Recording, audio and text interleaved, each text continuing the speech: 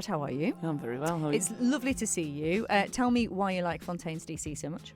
I really like the poetic lyrics. I think that's the main thing that draws it in. I also like the way how, like the bass guitar in that only plays one note throughout the whole thing. I just think it's so cool. And really driving, isn't it? Yeah, they can sort of build the whole thing around one thing. Is just crazy. Yeah. It's great. So this is interesting. You are clearly fascinated by structure, composition, production, arrangement. You're not just about let's bung a song out there, are you?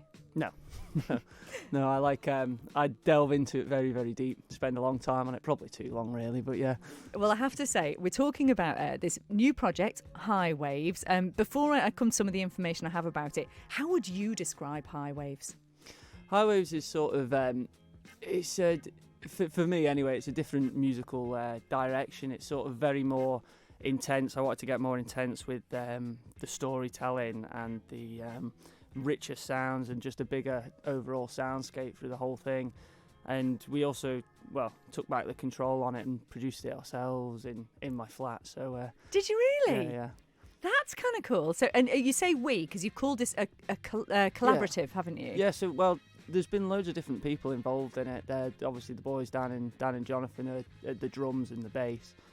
Then I'm the guitar and vocals, but we've had loads of different people add in all little bits and pieces. Pretty much if anybody comes around my flat, they're going to end up on a track in some form. So, and do you let these other people express their own sort of artistic ideas on the music, or do you sort of say, right, I want you to do such and such? Yeah, no, they can express their own ideas. Very but then exciting. I might remove it afterwards. So, They can try. That's what you're saying, isn't it? They can have a go. You can always have a go. Yeah. But you might end up on the cutting room floor.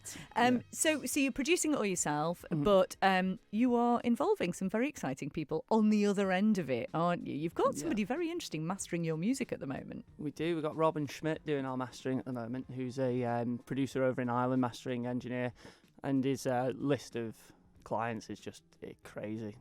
So who was it that he works with that you thought, that's why I want him? So I heard the Beaver Doobie album Fake It Flowers, and I just loved the whole production on it. So I thought, I'll get on Wikipedia and find out who's been on this, and then Robin Schmidt obviously. So I found out who he was, got his email address and fired him an email, and he came back. So simple as that. So do you know what, that's really inspiring for anyone listening who might think, I kind of want to work with such and such a person.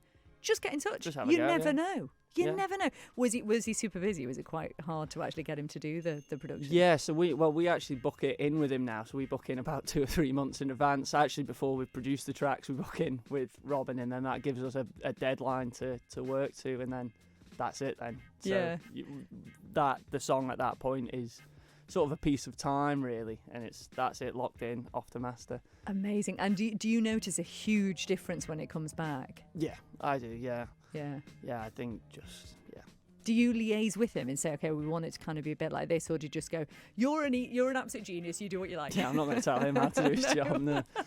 I don't know how many Grammys he's got, but more than me. So I'm not going to tell him how to do it. Well, maybe he sprinkled magic Grammy dust all over your music. Let's hope so.